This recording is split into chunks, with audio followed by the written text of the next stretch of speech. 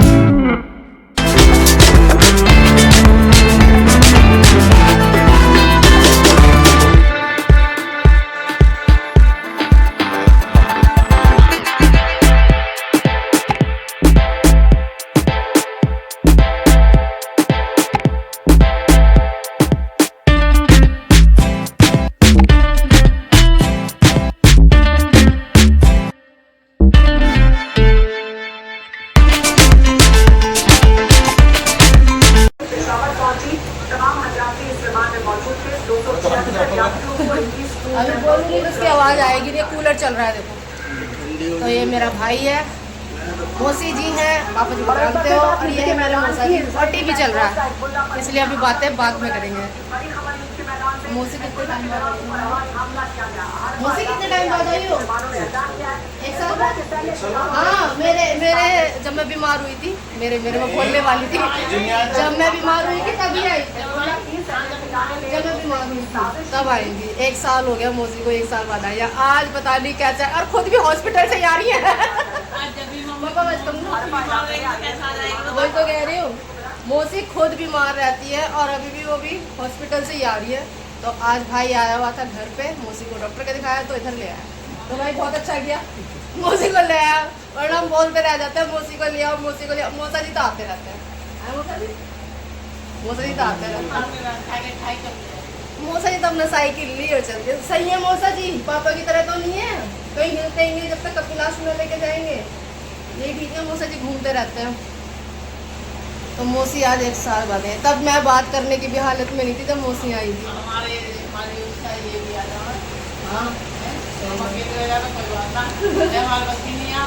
नहीं, सही बात है, आपकी तो भी प्रॉब्लम समझते हैं हम। चलो हम पहले नाश्ता कर लेते हैं, फिर मिलते हैं आपसे। अभी देख खून टेस्ट करवा रहा है। ये देखो प्रूफ देंगे, मौसी मैं खून टेस्ट करा के आई हूँ। बहुत ज़्यादा बीमार रहती है मौसी, जो बात है इसीलिए कम आती है। जबकि घर हमारा ज़्यादा दूर नहीं है, 5 मिनट का रास्ता है, लेकिन वो आ नहीं सकती, इसीलिए नहीं आ पाती है। लेकिन आज भाई गाड़ी से आया है तो ले आया, अच्छा लगा। ऐसे ही आया था भाई। हम मौसी कह रही कौन है मौसी को नहीं पता, ब्लॉगिंग चल रही है। ब्लॉग जैसे उसके बर्थडे पे बनाया था सोनू के। मौसी तो चल रही। मौसी अब कब आओगे नेक्स्ट टाइम? जल्दी आया करो, टाइम ना ऐसे जब भी सनी आएगा ना तभी आ जाया करो। और क्या, सनी वैसे भी तो हमें कपिलाशु से हमसे मिलने आता है, आप उसी के साथ आ जाया करो। वैसे तो हम समझते हैं बाइक से नहीं आ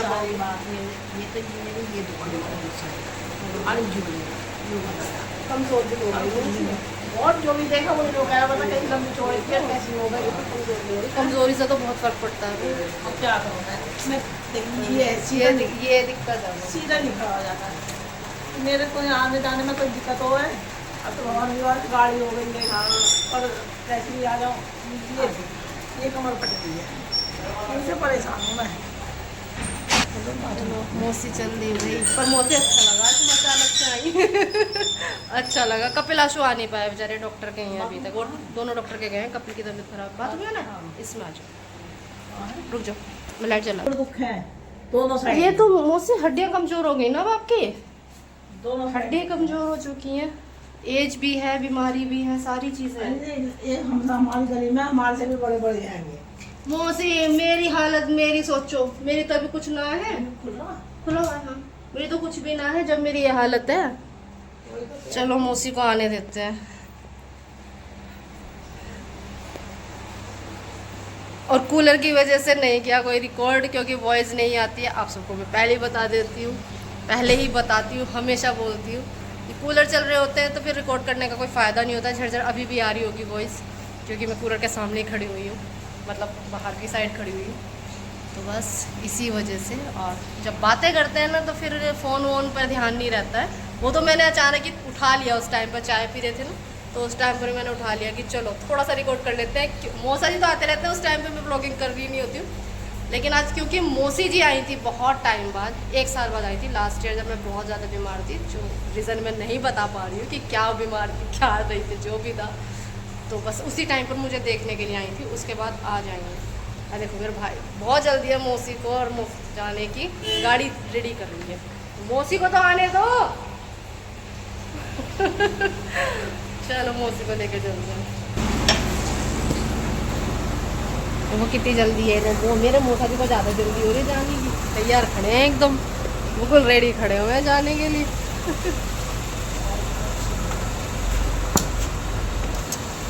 आ जाइए फिर। आए तो पड़ा हूँ। नहीं, तेरे भाई तो ना मिले ना। भाई तो मिल लेंगे। हाँ आ जाइए। हाँ। अभी तो रहेगा 1-2 दिन, हाँ है ना? नहीं 1-2 दिन तो रहेगा। अभी तो हाँ तो फिर आ जाइए। अभी तो आ जाना घर की तरफ। आऊंगी मैं। हाँ और तू क्या? तो मिलता नहीं है, मैं कैसे? तू गायब रहता है, रहने दे, इसलिए नहीं आती मैं। फायदा भी तो नहीं है कुछ। तो इसलिए मैं तो आ गया। हाँ, फायदा तो जब है तू हो तो मैं मिल जाऊंगी। पता जाऊंगी। चला हम जा रहे हैं इससे मिलने, ये कहीं घूम ही रहा है। अच्छा आज फोन करता हूँ, है? फोन करता हूँ। चल दिया भैया।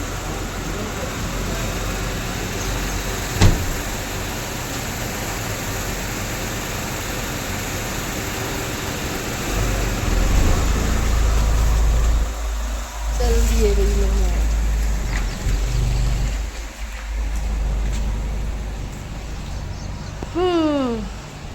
कपिल आशु का वेट करते करते चले गए। उन्हें बहुत टाइम लग गया डॉक्टर के यहाँ। बाइक में प्रॉब्लम हो गई है, इस वजह से बाइक भी धोखा दे रही है। अब हमारी गाड़ी तो चली ही गई अब बाइक भी धोखा दे रही है, बताओ। चलिए